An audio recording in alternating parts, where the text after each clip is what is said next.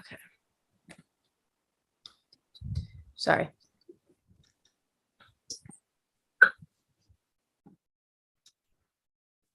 Thank you both so much.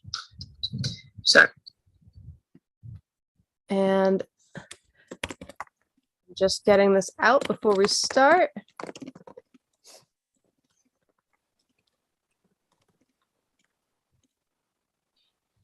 Okay, there we go. And that way it's out there. We can not worry about that anymore. Right. I just want to start off by thanking you both for joining me. I am joined today by Olivia and Tony, and I'm going to allow them to give a little bit more in-depth introductions of themselves. But just very briefly, Olivia works as a senior film office coordinator at Screen Yorkshire, but has previously worked in freelance production coordination, production manager, features, commercials, documentaries, live events, kind of the whole gamut.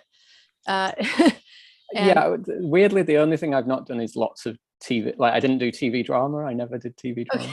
Okay. Although I do that a lot in my current job in terms of the productions we work with at Screen Yorkshire. But yeah, I never worked freelance on TV drama for some reason. There you go. Well, you have to have one thing that you leave out, I guess. Just doesn't, otherwise it's not believable.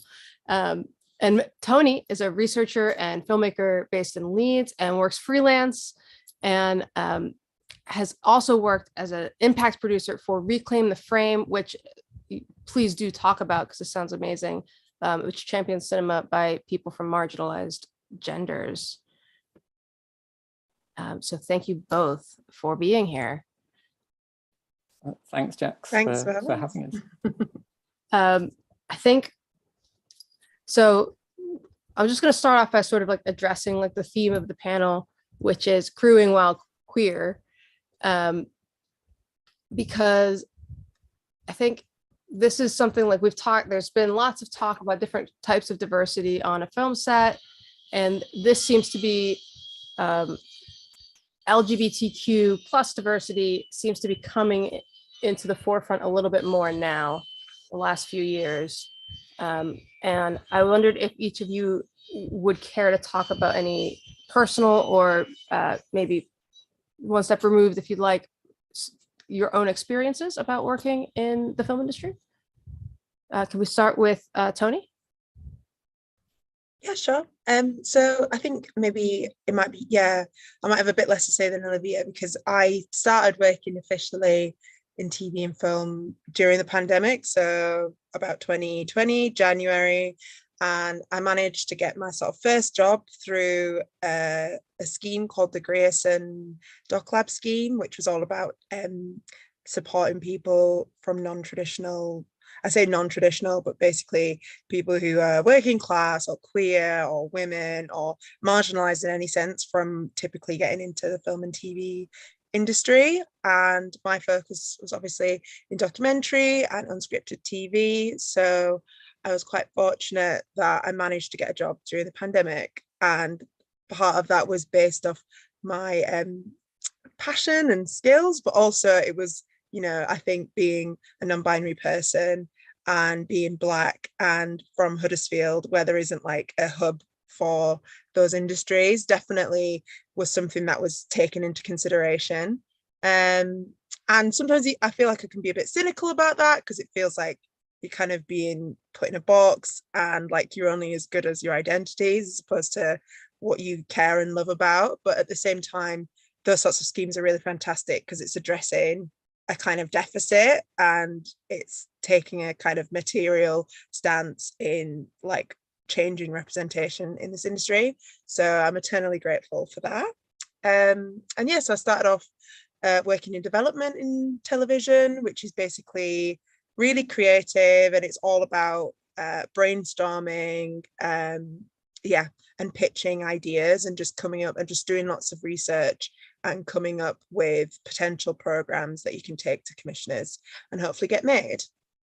And so I found overall my first kind of jobs were, especially in development, were definitely really inclusive and positive in that sense, because I think quite often in development, you're working with a company in, say, more of an office-based context, or in a way where you might more be able to have more interaction with people who are kind of like the CEOs or the people who are the managing directors of the companies, and have more of a kind of structural say. Therefore, I think you get exposed a bit more to like diversity and inclusion policies. So things like having my pronouns like asked were always like part of like integrated. And even though sometimes that question can be othering, I do think it was good that it was kind of integrated in a way where it was an acknowledgement that there's, you know, diversity in gender. And in terms of the kind of program ideas that we're coming up with, it did feel like often the queerer, the better. Like that kind of environment was just quite a fertile space, especially in brainstorming for things that related to seeing queer relationships or queer families and queer ways of being. So I think that development can be a really fertile place for fostering like good attitudes towards LGBT and queer people. But I think I've also had an overall positive experience, and I know that on the same kind of hand of that, the media is also like quite transphobic and quite homophobic in the programs that it puts out. I think TV is a little like unscripted TV is a little bit more different from like current affairs, but there still is like a kind of transphobic lobby that exists within the media and in development. So yeah, I mean, from my personal experience, I was quite fortunate in the first companies I worked for, but other companies I can't really say. And so then after working in development, I sort of moved into working on research on productions.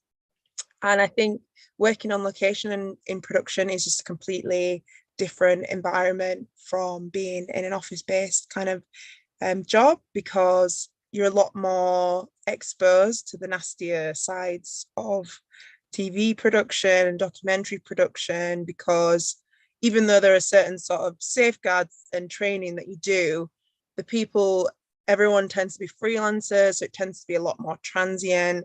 You have any kind of real issues that come up, anything that's homophobic or racist or like sexist that happens in the workplace, there isn't the same mechanism to address that as there is if you're working within a company.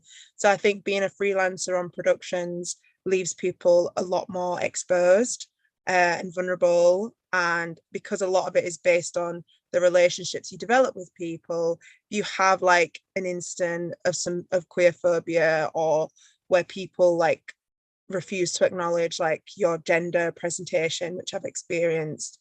You can't really like complain, especially when you're at the junior level, so much, because there's always that inherent fear there that if you speak up when you have a difficult interaction, that you won't get a job again. So I found that there's definitely been times where I have to swallow incidences of homophobia, even when it's unintentional, because of the fact that I'm just kind of scared to like be labeled a difficult person, especially because I think being Black anyway, there's always that fear.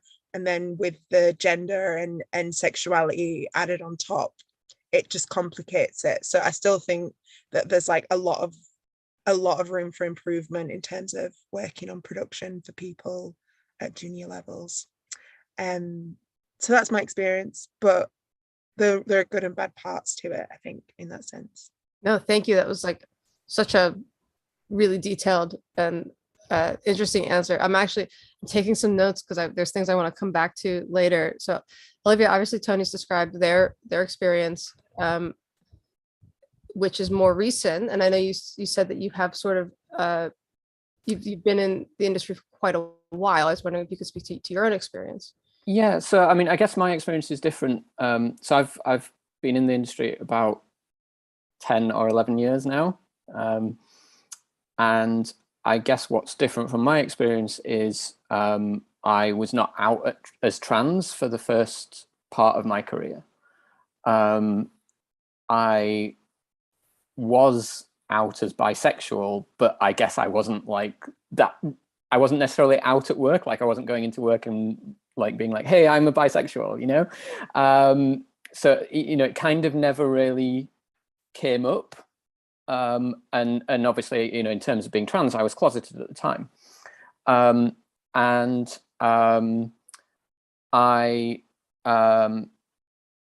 transitioned 7 years ago. And I guess, I mean, there were sort of several things that obviously, provoked me to transition at that time. But one of the big things was that, you know, working freelance, you're working these short-term contracts. You never, you know, particularly when you're just starting out, you never know what you're going to be doing. You know, you never know whether you're going to be waiting 3 months for the next job, or you might get a call tomorrow. And so it wasn't until I felt a bit more established, and it was actually when I was filming live events. So I'd done some commercials, I'd done some feature films, and I felt like I was kind of established in my career. And I got this job filming live events, and it was basically a 3-year contract, but it wasn't full time. It would only be, you know, sort of part time over those 3 years. But I knew I would have enough money to live on for 3 years. So I thought, because I was very much of the, you know, view that like transitioning could risk my career and livelihood, and you know, it puts you in this very insecure place potentially. So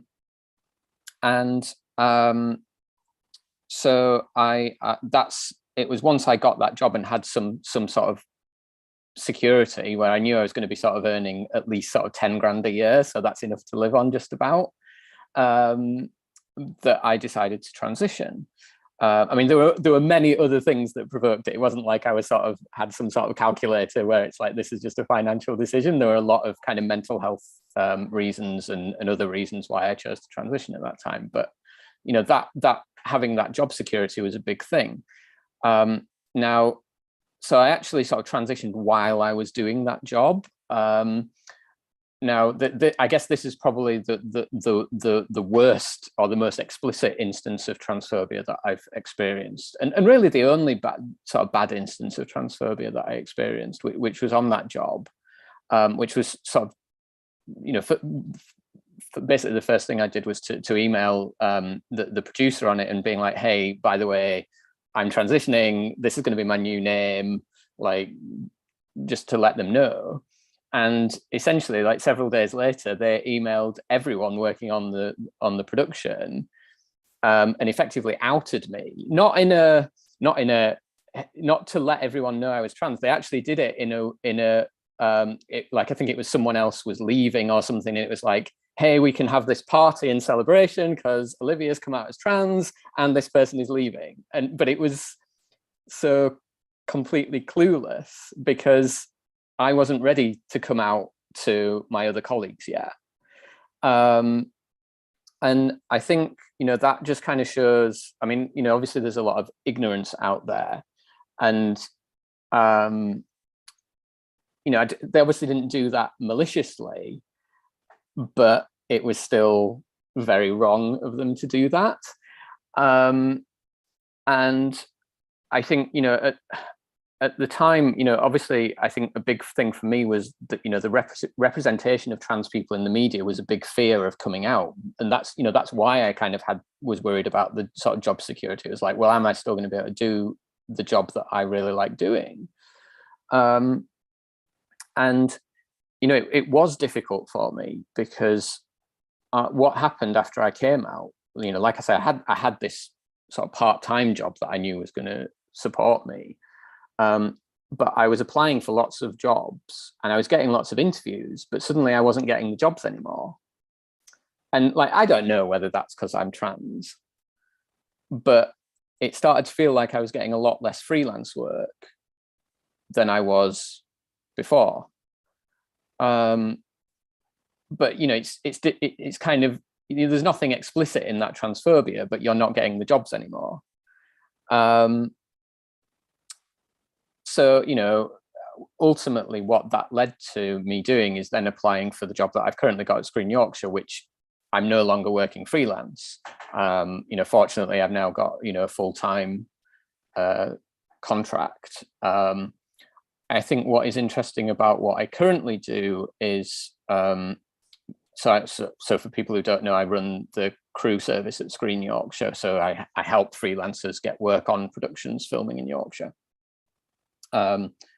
Because I do that, I'm in contact with a huge number of freelancers that are working here.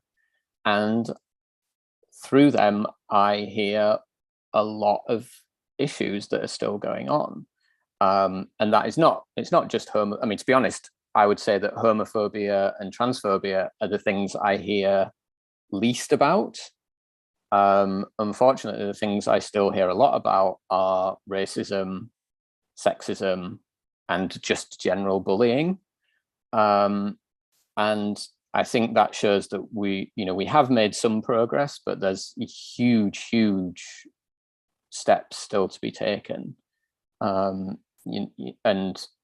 I think hearing about that very direct discrimination and quite frankly hatred is really disappointing, because it's we know that there's huge barriers just generally. The insecurity of freelance work makes it harder for anyone from a marginalized background, whether that's a person of color, whether it's a queer person, working class person, disabled people.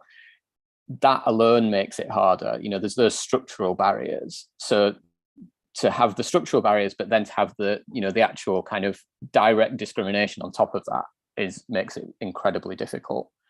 And I guess the other thing to come onto is, like, I've sort of mentioned that the representation of trans people on screen made me feel fearful to come out. And whilst that has improved somewhat, I think it's improved in, shall we say, it has improved somewhat in UK productions, but I'd say we are a long way behind, say, American productions. Like, obviously it's great that, say, Yasmin Finney is going to be the new Doctor Who companion and was in Heartstopper, but it feels like we're sort of several years behind where America was, where America's had kind of Pose and Laverne Cox in Orange Is the New Black. Like, it feels like we've still got a long way to go on that, and that's before you get into the way that trans people are portrayed on the news and through current affairs. Thank you very much, Olivia. I completely agree. I think it comes back to a very simple thing that I think we hear often, which is representation matters. Whether it's trans representation, racial diversity, representation, like representation of neurodiversity, or like various things. These all matter, and how we portray people, because I think that's what often happens, is people are dehumanized in media, really matters, because it filters through. What I heard from both of your answers is that it seems to be there's an issue with freelance. There's an issue with working freelance and being from any kind of marginalized background. So I suppose this is a very tricky question, but I want to kind of put it out there. The issue to me seems to be that there's not necessarily a structure, like Tony, you mentioned. There's a fear, and I've been very familiar with this myself due to medical discrimination. There's a fear of saying what it might be, because, oh, I won't get hired, or they'll just, right? And it's very difficult to ensure protections in a freelance environment. Do either of you have any ideas on what a way forward might be? I think there needs to be a lot more protections and routes to raise these issues, because what happens quite often is, productions are getting better. Like, that's the first thing to say. Productions are at least aware that they need to do something. So quite often what you will see is productions now have on the daily call sheet, they'll have something that says, if you experience any issues of harassment or bullying, contact this person. And or there's usually two people, and it's often a producer. And they also have the better productions have some external person who's not directly linked to the production. Because the problem with it being the producer is sometimes the producer is the one doing the discrimination. I mean, I've heard a story recently. It's not to do with homophobia or transphobia, but I've heard a story recently of a producer telling someone, I'll prevent you getting work in this industry ever again. And that's within the last few months. Now, if that's the person you're supposed to go to with a complaint, they're probably not going to deal with it very well. What we sort of are seeing is like the broadcasters, so BBC, ITV, Channel 4, they kind of have in place complaints policies, and obviously because they're big companies, they do at least have a HR system. So even though you might not be working directly for them, if you're working for a production company and you have this temporary contract, but it's for a show for BBC or it's a show for ITV, you can go to them. Now that's not me saying that the BBC HR complaints process is going to be amazing and wonderful, because I'm sure it isn't. These complaints processes can be bureaucratic and kind of designed to put people off. But at least there's sort of some element of attempting to sort of care about these issues there. Yeah. But I still think that there's a huge way to go on that. The other thing, and I think this sort of comes back to what Tony picked up on, like when you're, well, not just when you're early in your career, but when you're just a crew member, you're kind of disposable. If it's an actor or if it's the director, I know stories where horrendous discrimination has been committed by a director or an actor, and it's not dealt with because they're essential. You can't get rid of them. And I think obviously we've seen with sort of Me Too that and the people who came out with Me Too, it's like big, they're celebrities in their own right, and even they struggle to raise these issues. So if you're a runner and it's your first job, how are you going to raise an issue? It's very, very, very difficult. Yeah, I'm really yeah, it's incredibly, it feels a bit like at the base of a mountain, doesn't it? Yeah, I'm sorry if I'm like being really negative. No, not at all. I'm actually really curious, Tony, to hear your opinion here, because you mentioned that when you were in development, you actually felt like it was a really positive environment. And I'm wondering, is there something that could be taken from that environment and brought to a freelance environment? Or can you put your finger on what it was what the change was? It's kind of hard because it does feel like they're like two inherently different sort of structures of working. So I think that did play a part of it, like being able to have more regular working hours. So I do think the element of kind of antisocialness of production work and the kind of demands that are expected from crew members to stay on set, to not get paid like for the extra time that they do, to not really complain, and to kind of just like shut up and put up if you want your next job. I think those sorts of things didn't really exist in the same way for development, because it was kind of a bit of you prove yourself based off like your creative output. But I think one thing that was markedly different was that there was a lot more of a discursive space whilst I was working in development. So there's been jobs where I had like a buddy, And because I wasn't working on any particular one project, it meant that my buddy was always external from like the primary office that I was working from. And I do think that is like a really good kind of avenue, at least, even if, you know, you don't feel completely empowered to take a complaint all the way to like a HR department or to name someone's name. I do think that even those small discursive spaces that you can have with a buddy who's external just at least help to lighten the load and could like build towards more progress and development. And obviously like things like Me Too, you know, the tipping point came after like years and years of people having like these smaller discussion spaces, and then finally like a few people being brave enough to actually start outing people. So I think that even the small things like having someone external to speak to do really make a difference. I mean, when I was on locations, there were times I had also a buddy offered, but for example, one of my buddies was like the line producer of the show, so it just didn't really like feel like A, there was time for that discussion, and B, that it was really someone external.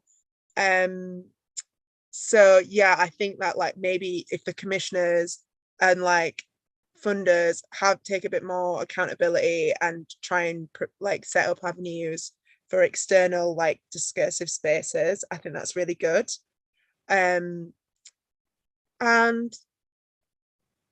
I don't know, even just like being able to have like debriefs with your teams and things like that, like scheduling that in like in the filming days, I think would be really good, because I don't really, even though I understand that, you know, it's heavy on resource use, and you've got to do lots of repetition, and you've got to get takes right and this and that, and you've got to be in the moment when you're filming. I still don't understand why TV is this kind of exceptional, or even just film at large is seen as this exceptional kind of industry where you can't like structure in like reasonable breaks for people, or like debrief spaces, or like nice food, like just things like that, which feel like even in hospitals where people work in 12-hour shifts, there's still like mechanisms like debriefing or team meetings and things like that, which I've found to be non-existent since being on production. So even just those sorts of smaller things that make you feel that your voice can be heard, like as a crew member, I think would make a difference. So yeah. I think those are all really good ideas, and it started getting me thinking, because now you've got like Albert, right? And you've got production companies are getting certified for being green and things like that. And Olivia, you might know more if there's something in the works like this, but is there any kind of certification process for production companies or TV productions that are doing, you know, being proactive in terms of having equitable space and discursive spaces and practices? So I wouldn't say it's particularly directly focused on, say, diversity. I think the closest thing would be the Film and TV charity have recently launched what they call their Whole Picture Toolkit, which is predominantly aimed at mental health and mental well-being on productions. And that is kind of resources and kind of strategies that productions can put in place to support freelancers' mental health, or well, not just freelancers, but anyone working on production.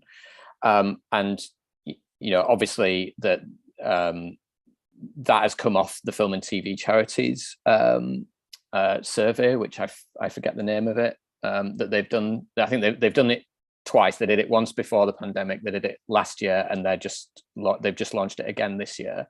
So this is the survey of freelancers' mental health that they do.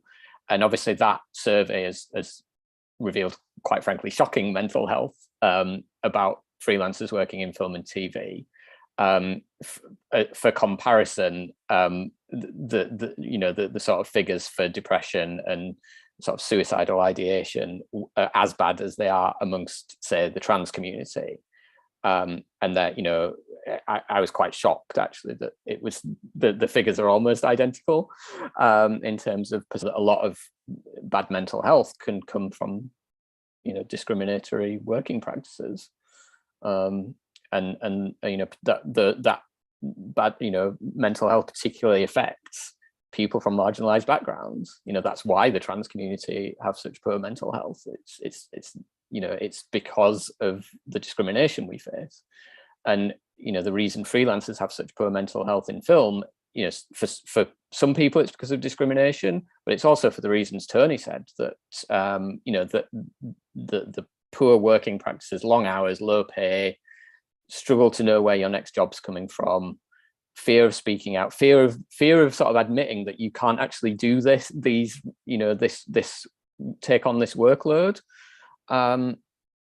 And so that is the thing that has been put in place so far. I think obviously the difference with Albert, so for people who don't know, Albert is around sustainability and kind of making productions greener.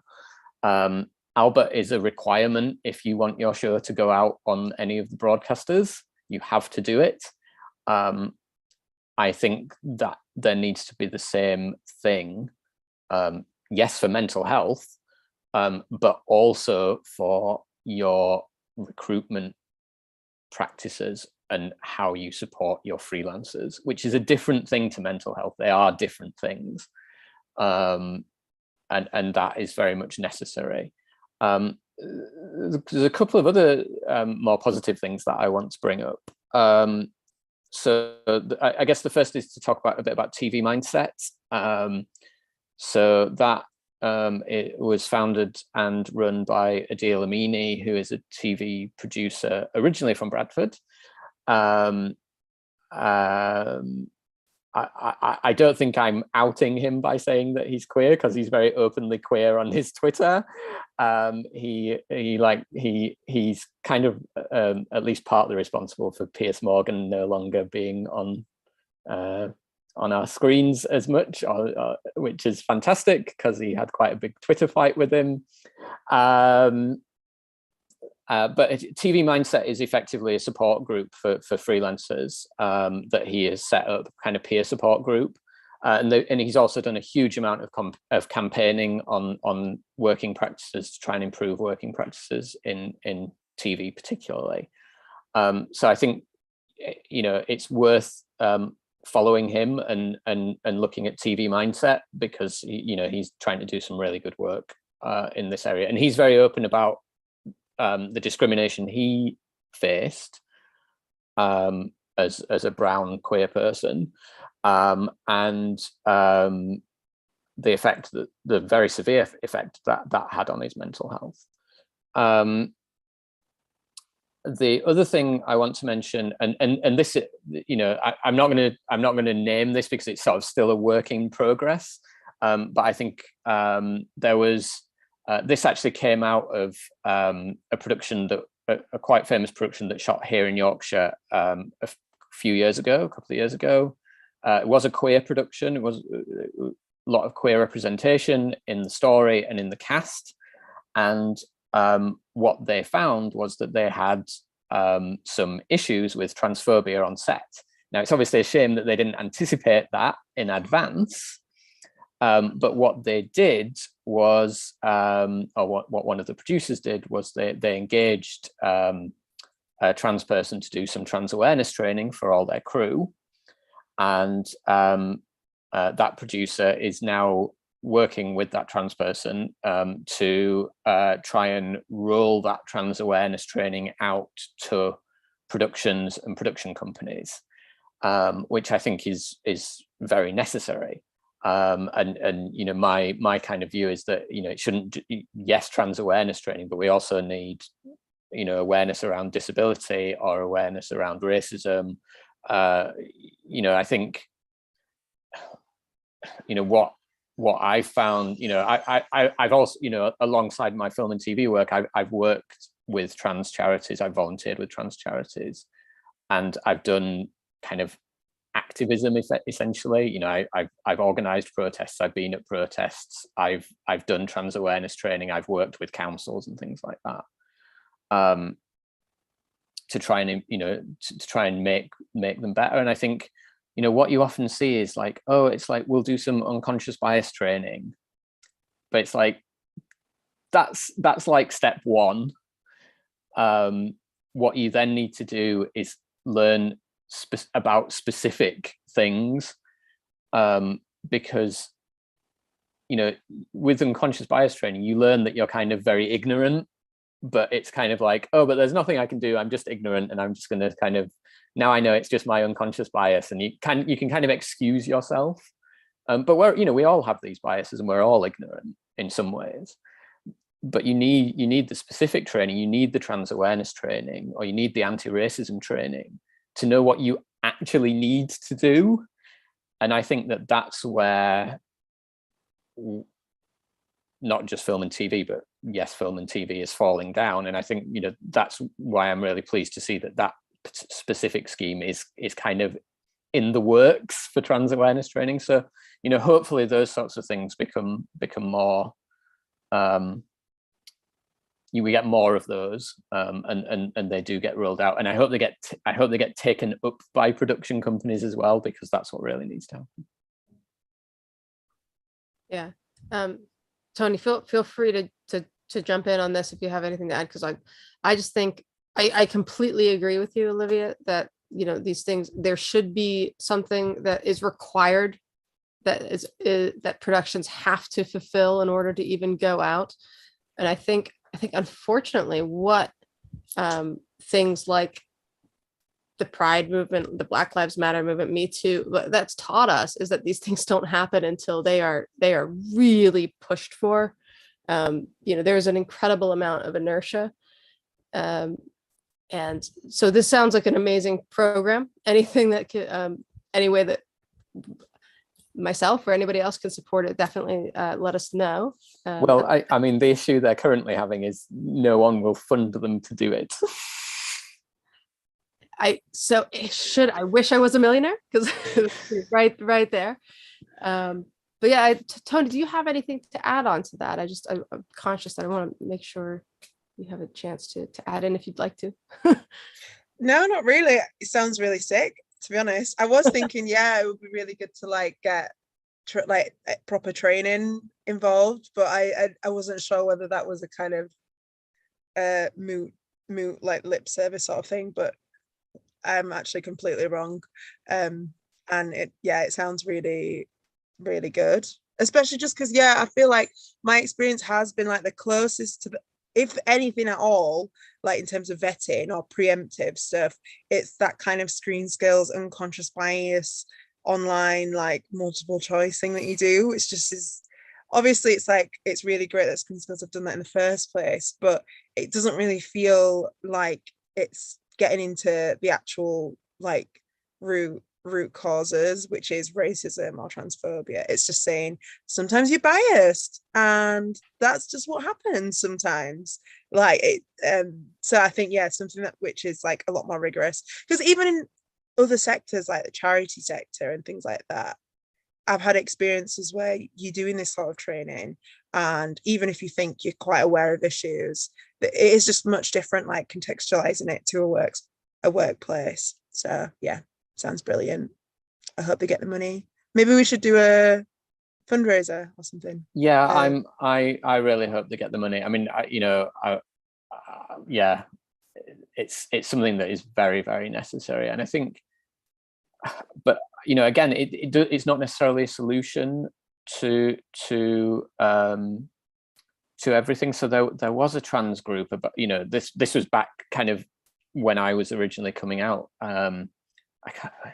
It wasn't Press for Change, but there was a trans group that met with, Channel 4, BBC, the newspapers, Guardian, Times, everything, and did kind of, had these discussions around how trans people should be portrayed, and it kind of lasted for a couple of years, and then we've seen this massive kind of backlash, effectively, particularly within current affairs and news.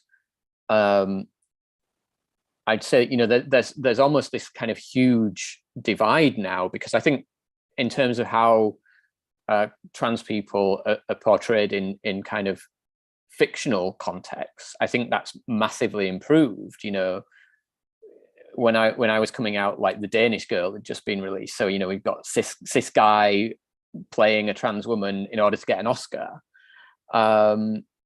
Now you've got trans women playing trans women, and not non-binary actors playing non-binary people. You've got trans guys playing trans guys, and in lead roles as well. Not just the sex worker who gets killed off in the first 5 minutes, and then the detective has to solve their murder or whatever, while spouting some really ignorant, horrible stuff. So those portrayals in fictional content, in scripted content, have massively improved, albeit that we still need more.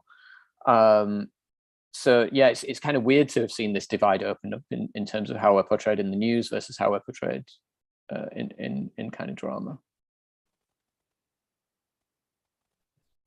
It is, yeah, it is interesting.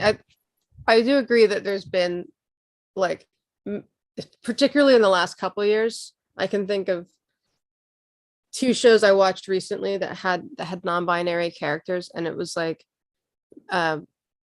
it was just, they were and that was so wonderful and freeing, that it wasn't, that we're now getting non-binary and trans characters where it's not about their struggle. It's not about it, they're just allowed to exist as people and have lives. And that's really, it's wonderful that we're kind of getting to that point.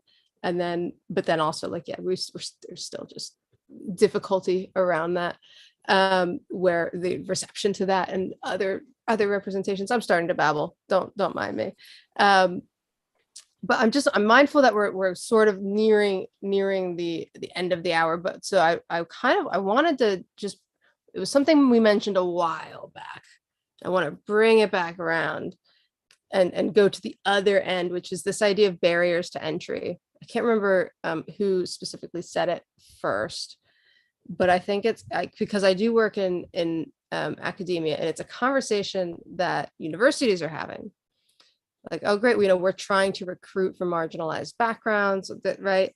But there is very clearly an issue with people from marginalized backgrounds, not necessarily entering the film industry, but staying in the film industry. And I wondered if either of you had any thoughts on that, on ways forward or areas for improvement. Is it getting better? Am I wrong? I mean, like Tony, I'm sure you might want to talk about your experiences with the Grayson scheme. But I guess from my point of view, like, there are schemes out there. There are schemes run by Screen Yorkshire that, the Beyond Bronte scheme is a good scheme. And I say that as I know I work for Screen Yorkshire, so I'm kind of obligated to recommend it.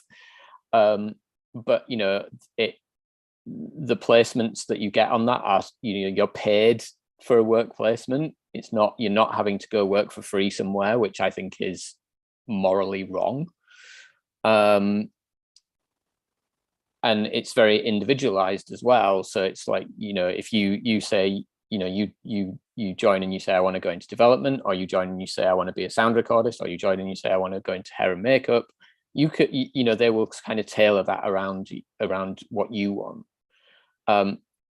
It doesn't mean that, it doesn't break down every barrier, because, what you find is that there are, you can do a scheme like that, but you still have all the barriers anyway. You're less, if you can't drive, it's very difficult to start a career in film and TV in Yorkshire. It's possible in London, because I did it. And London has a great public transport network. Oh, well, not sure about great, but it has a public transport network. it's very difficult to start working film and TV here in Yorkshire, or frankly anywhere else in the country outside of London, if you can't drive, because the hours you're working mean that in order to get to work, you're not going to be able to rely on public transport. Now, if you're from a working class background, it's probably unlikely that your parents are able to sort of buy a car for you when you're 18 or when you're 21, or and running a car is not cheap, and particularly when you're trying to work freelance and your work is intermittent. And even learning to drive is not cheap. It's a long and expensive process. So driving licenses and getting a driving license and access to a vehicle is one of the biggest barriers to entry to film and TV.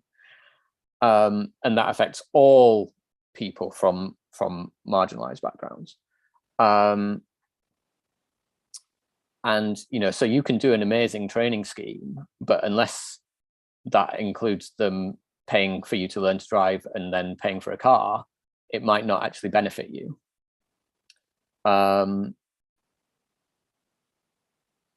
So I think it kind of comes back to these structural issues that the way into film and TV is to be rich and white and middle class, so that you have the financial means to support yourself for a couple of years while you break in.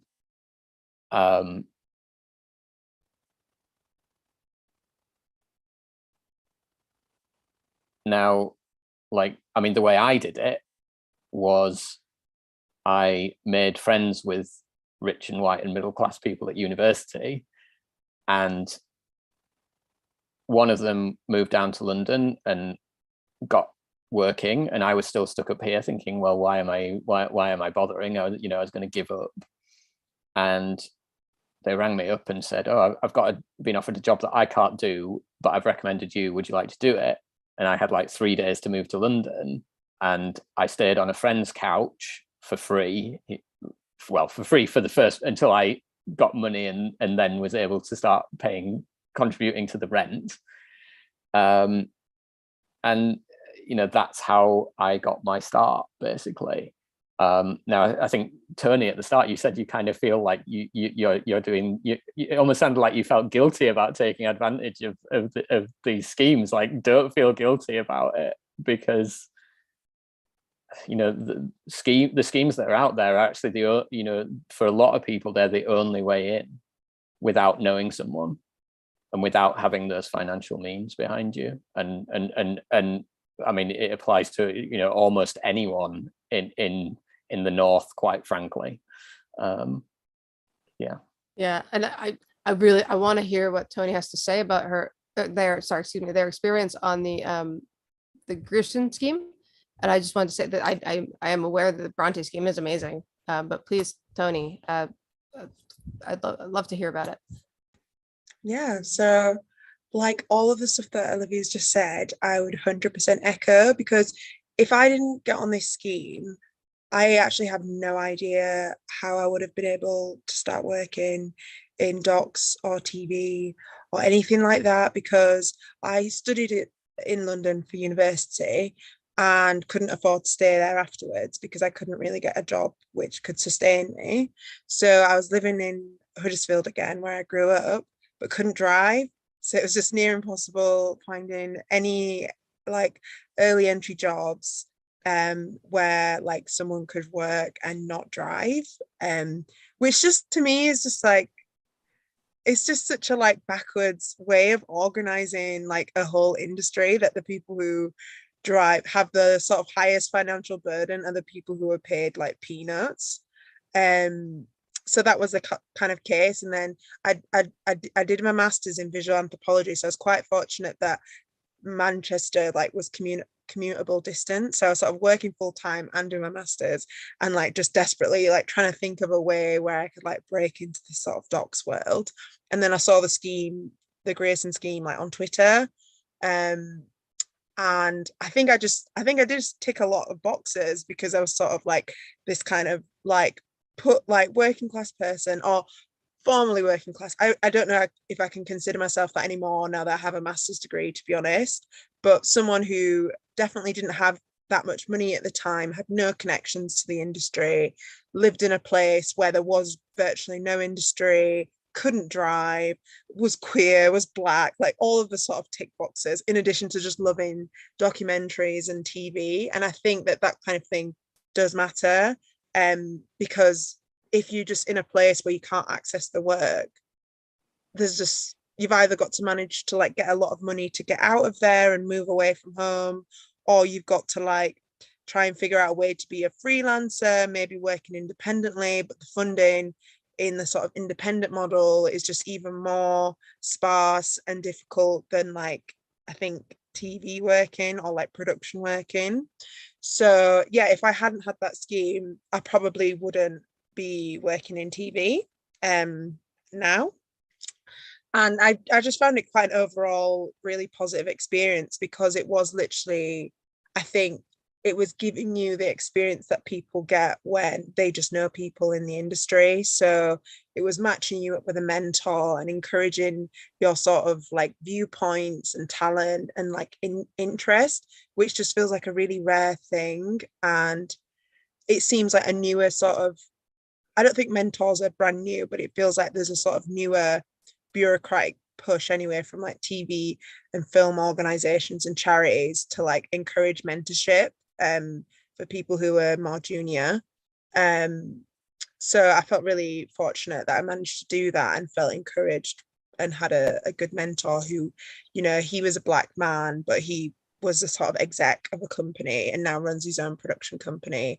But it was just really great to try and see at least some form of like endpoint that you could get, because to be honest, in workplaces, there's still not that many senior queer or like black people in those spaces at all. They're really far and few between. So I think, yeah, integrating a sort of mentorship structure in and amongst like learning, getting training and networking, I think that was a really like powerful part of the experience as well, because it allowed you to sort of demystify TV and understand quite clearly that a lot of it is based on who you know, but you can get to know those people through these sorts of schemes. So yeah, I wish it wasn't like that. I wish it was you could just work in the industry and not have to be like an exceptional person, or like have an exceptional application rather than just a passion and interest. But unfortunately, I think capitalism makes it that way, that it sort of, yeah, doesn't allow space. But one thing I would say is that there's lots of schemes for entry level, but I still think that there's a bit of a plateau. And I still think that I'm meeting lots of people who like maybe get a few years experience as a researcher, maybe they become an assistant producer or a script supervisor in drama and things like that, and then don't find that like there's that much encouragement for them, and once they're past this sort of fresh and sexy like look at our entry level talent people, and leave the industry. So I still think that's a massive issue and feels like a sort of iceberg waiting ahead of me. Hopefully I don't hit it, but yeah. Oh, I'm really glad you mentioned that, actually. So it is a huge issue, actually, that I mean, firstly, yes, there are these great entry-level schemes around, but as you mentioned, they're all competitive, and they're very, very competitive as well. It's not like they're open to anyone. You have to apply, you have to get through, and it feels like it's like you're scrambling over people from your own community to be accepted, or can feel like that.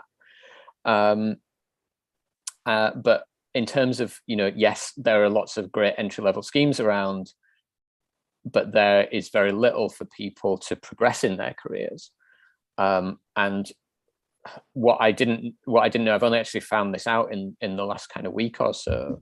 The vast majority of the funding for training programs, which is ultimately kind of comes through the BFI, has to be used for entry-level schemes. It can't be used for people moving up in their careers, which kind of baffles me, actually,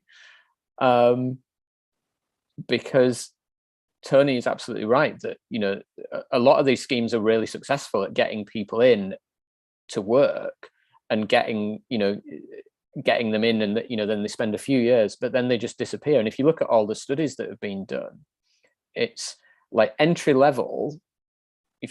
When they survey entry level workers, like, the diversity isn't perfect. It's still got a long way to go, but it's okay, shall we say, based on a kind of numbers basis, on a percentage basis. But as soon as they start looking at people 5 years into their career or 10 years into their career, it starts to get more, it starts to get whiter, starts to get more men, more middle class. And that's because people are dropping out of the industry after 1, 2, 3 years after they get their start. And that's because there's no support for them to move forward. And yeah, like I say, I've only recently discovered that is because training funding is somehow ring fenced only for entry level schemes, which it just makes no sense to me. Because why can't we have these schemes? You know, why can't we have similar schemes for people who are, you know, have 3 years experience and want to move up, or have 10 years experience and want to move into a really senior position? I don't know. That's something that definitely needs to happen, and it probably needs to happen quite quickly. Actually, there's a real need for it. Yeah, I love this because we've kind of ended in the same space that we started, which was there's lots of good stuff and there's lots of bad stuff, and we don't know what to do.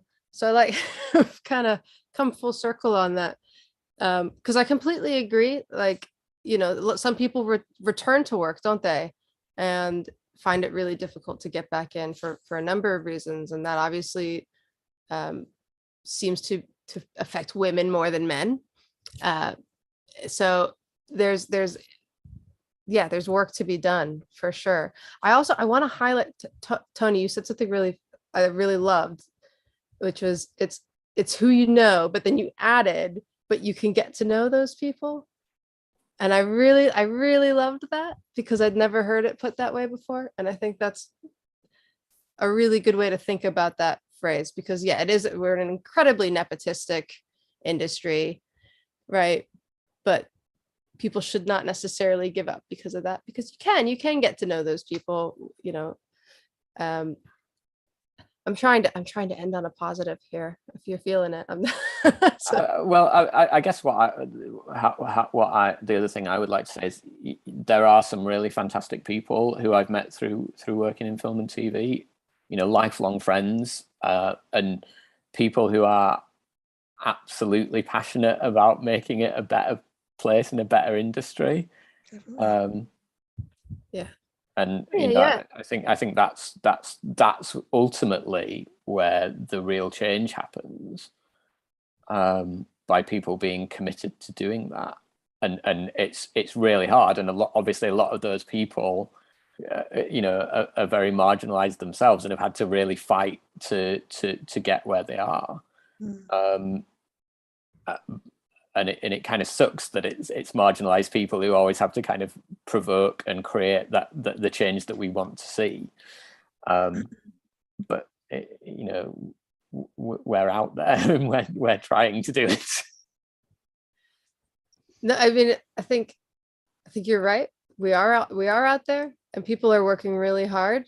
And I'd love if we could. I'll put information about that organization that's trying to get funding. If you're able to share that, we could. Yeah, I'll need to ask them. Yeah, of course. Like I say, you know, I think it's very much sort of they're in this sort of planning stage at the moment. Well, you know, they're trying to get money to do it. So that's why I kind of haven't mentioned them by name. I mean, I understand. You know, the trans person involved will certainly be known to many trans people. They're quite a well-known trans person. But yeah, I didn't want to mention them because you know, the scheme, as far as I'm aware, isn't public yet. But you know, there are these initiatives happening. But certainly once they're ready to go public, I will absolutely want to shout about it. Yeah, sure. Yes, please. I also have, can I give a little boost as well?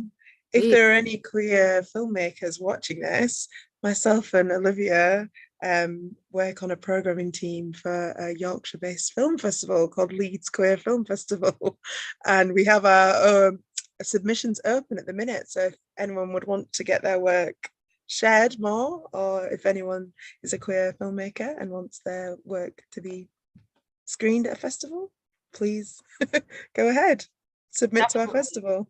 Absolutely submit. We'll put links into the YouTube thing and everything, and it's a great film festival, so people should not only submit but attend and support. But I thank you for adding that in. I completely forgot to mention that. I forgot that both of you are on that film festival.